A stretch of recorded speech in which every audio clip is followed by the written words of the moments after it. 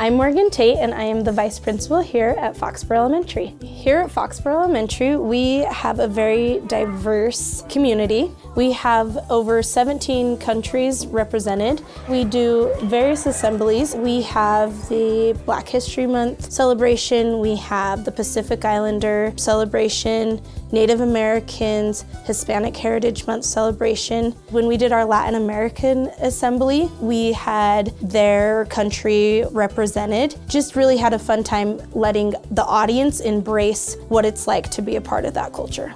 Our teachers here at Foxboro are amazing. They send out information and ideas to help teach the students on various levels. So then when they come to our assembly, they are having that background knowledge to rely on. As part of Native American Heritage Month, we have been learning about Utah's indigenous tribes. So today we learned about the Skull Valley Goshute tribe, and they originated in Tooele. We go into food and clothing and shelter, and then also we have a giant map of Utah and labels where they were located in Utah.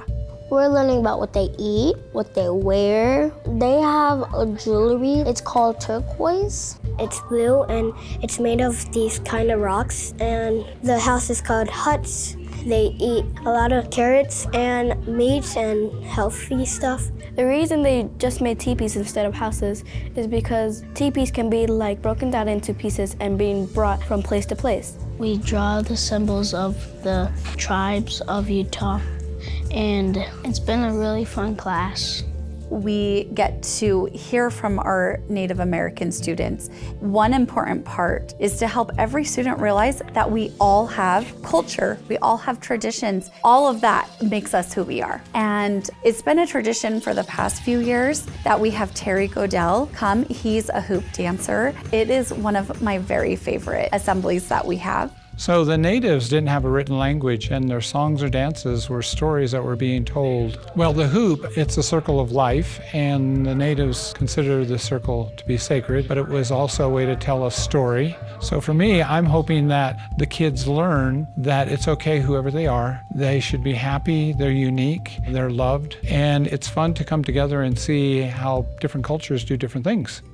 What's truly special about these cultural celebrations we do here is that it creates an opportunity for our students to not only learn about each other, but to come together and really express who they are. And no matter where you come from or what you look like or how you speak, you are an important part of our Foxboro community.